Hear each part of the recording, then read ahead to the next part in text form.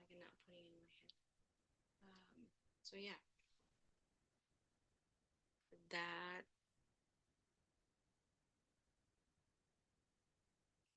covers my day. It's now 6:21 in the afternoon, and I wanted to share something that I read this morning. It's a part of my routine. I read the Bible in the morning. I do journaling. I meditate and I exercise. So, I read this morning from the Bible, specifically Matthew 25:14. It's a part of a story that Jesus told to teach us an important lesson about life.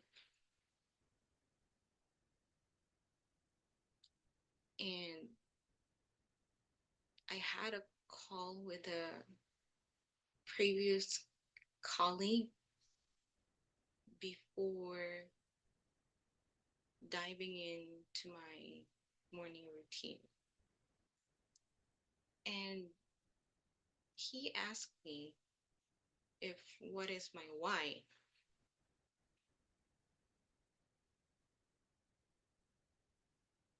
And I realized that it goes beyond providing value to my clients. It's about,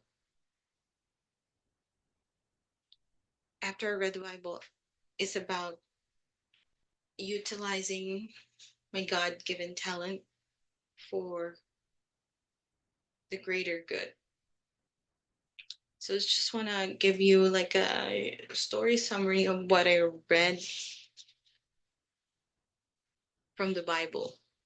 So imagine a wealthy man who had to go on a long journey, and then before he left, he called three of his workers and gave some money to take care of while he was gone.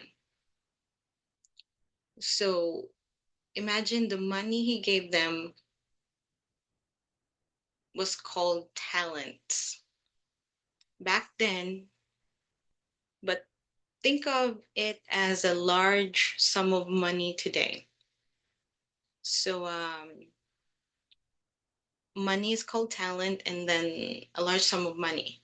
He gave each the three workers different amount based on what he thought they could handle. One got 5 talents, the other worker got two, and the last one, he just got one. So the first two workers took the money. They both worked hard to double what they were given. The one with 5 talents ended up with 10, and the one with 2 talents ended up with 4. So they doubled it. But the third worker, who only got 1 talent, was afraid of losing it. So what he did is he buried the talent equivalent to money in the ground, and it didn't do anything with it. It didn't double like compared to the other two workers. When the wealthy man came back, he checked in with the three workers. So he then praised the two workers for doubling his money for their efforts, and he rewarded them. The wealthy man rewarded them. But when he found out that the third worker didn't utilize the talent or the money while he was away, he just buried the money and didn't even make to or didn't even try to make it grow. The wealthy man was disappointed and took the talent, he took the money away from him. What is the lesson learned what is our lesson learned or personal reflection from the story? So the lesson learned here is that we all have God given talents. We all have different gifts, we all have different talents and resources in our lives. And it doesn't matter how much or little we have. What matters is how we use what we've given or what we're good for or what we're good at. If we make the most of our abilities, we'll be rewarded in the end. But if we let fear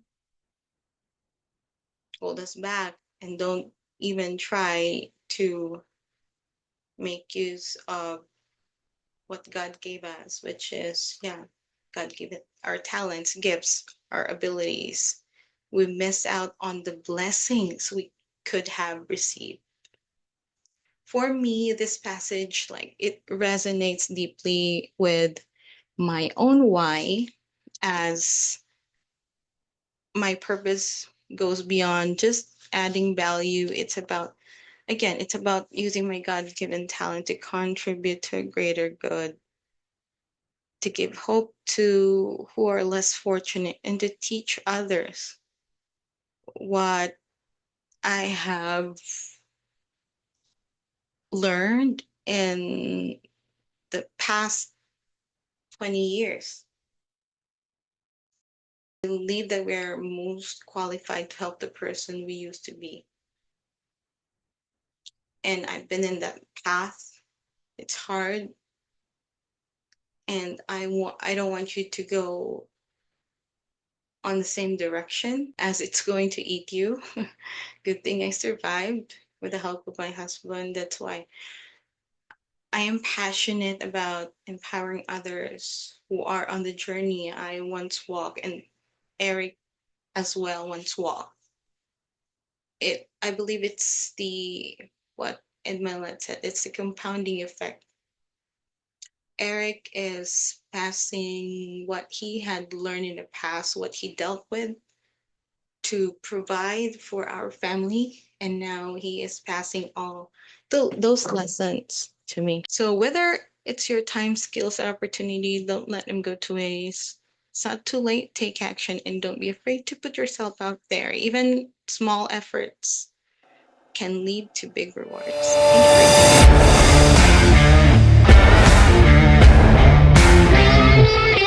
Thank you.